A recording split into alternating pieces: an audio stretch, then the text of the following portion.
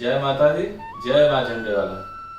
मित्रों, आप सभी को बताने जा रहे हैं विशेष महत्व जो चल रहा है इस समय, गुप्त नवरात्रि।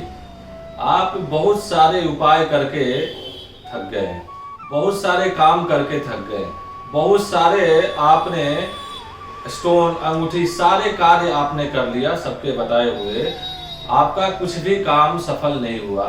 तो आपको हम बताने जा रहे हैं, ध्यान से आप सुनिएगा। माँ भगवती के शरण। इस समय विशेष जो है लगभग 100 वर्षों बाद ऐसा समय आया है कि माँ भगवती का एक गुप्त नवरात्रों का एक संयोग बन रहा है। 19 जून से लेकर के 26 जून तक, आषाढ़ मास शुक्ल पक्ष से लेकर के 9वीं तिथि तक आप इसमें भगवती के आराधना में लीन हो जाइए, माँ भगवती के शरण में चले जाइए। देखिए, माँ एक ऐसा शब्द है कि आपकी हर जन्म से लेकर के पालन पोषण से लेकर के विद्या ग्रहण और आपके उच्च स्थान तक पहुंचाने तक ही सारा सीमित जो होता है माँ का काम होता है। इस संसार में, इस दुनिया में कोई भी काम आने वाला नहीं है, आएगा तो माँ भगवती का शरण। तो आप ये 9 दिन जो है साधना में लग जाइए, माँ के भक्ति में लग जाइए, और भक्ति होने के बाद में आप देखेंगे कि अब आपके अंदर जो है शक्ति का अनुभव होगा, शक्ति का संचार होगा। आपको ऐसा आभास होगा कि हाँ, हमने कुछ किया है और हमारे अंदर माँ का प्रेरणा और प्रेरित हो रहा है। आपको ऐसा लगेगा आपकी संकट विपत्ति सब कट जाएगा, सुख और धन ऐश्वर्य से प्रेरित हो जाएगा आपका घर।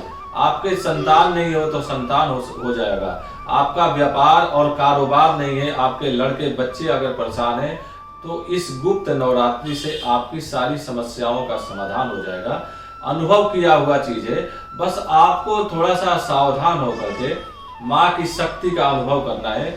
शुद्ध वातावरण में रह करके स्नान ध्यान करके माँ का ध्यान करना है, पूजा करना है। आप देखेंगे कि 9 दिन के अंदर आपको काफी कृपा होगी माँ का।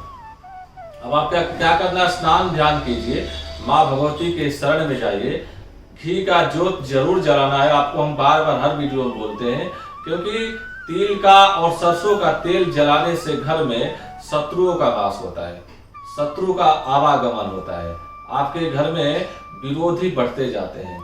इसलिए घर में आपको शुद्ध घी का जोत जलाना चाहिए माँ भगवती के सामने।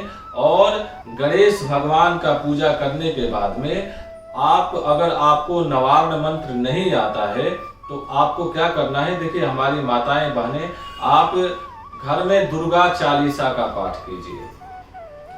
आप जोत जला के दुर्गा चालीसा का पाठ कीजिए। ओम नमो नमो दुर्गे दुख करणी, नमो नमो दुर्गे सुख करणी। इस मंत्र से लेकर के आप दुर्गा चालीसा में जितना भी स्तोत्र है, आप लगभग 10 मिनट 20 मिनट माँ भगवती के सामने बैठ करके उनके समक्ष बैठिए।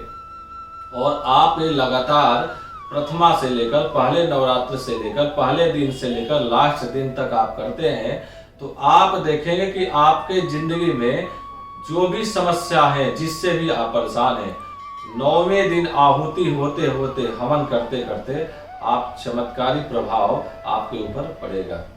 अब करना क्या है, देखिए नवरात्रि में विशेष कन्या का महत्व। आप घर में अपने कन्या हो, आपके घर में संतान भी नहीं हो, तो आपको क्या करना है, प्रतिदिन विधान है, प्रतिदिन एक कन्या को आप घर में जमाइए, बढ़ते हुए क्रम में। पहले दिन 1, दूसरे दिन 2, 3, 4 ऐसे प्रक्रिया करके लास्ट दिन 9 कन्याओं को बैठा करके उनका चरण स्पर्श कीजिए, चरण धुलिए, पूजा पाठ करके टीका लगाइए, और उनको कुछ आप सामग्री जो भी होता है, आप बच्चों संबंधित चीज आप उनको दे करके और उनके चरणों में अपने माथा को टेकिए और उनसे क्षमा मांगिए। और इस मंत्र को माँ भगवती के सामने रखिए। जय भगवती देवी नमो वरदे, जय पाप विनाशिनी बहुफल दे। माँ भगवती से इस तरीके से अगर आप क्षमा मांगते हैं, माँ से अगर आपके अंदर कोई भी मंत्र नहीं आता है, कोई भी तंत्र नहीं आता है, तो माँ भगवती से इस मंत्र को आप बोलिए कि न मंत्रम नो यंत्रम तदपि च न जाने स्तुतिमहो न चाह्वानं ध्यानं तदपि च न जाने स्तुति कथा। देखिए, माँ ममतामयी है। माँ भगवती की आप शरण में अगर आप जाते हैं, अनुभव की वह चीज है, तो आप देखेंगे कि माँ भगवती आपके ऊपर जरूर कृपा करेंगी। जय माता दी।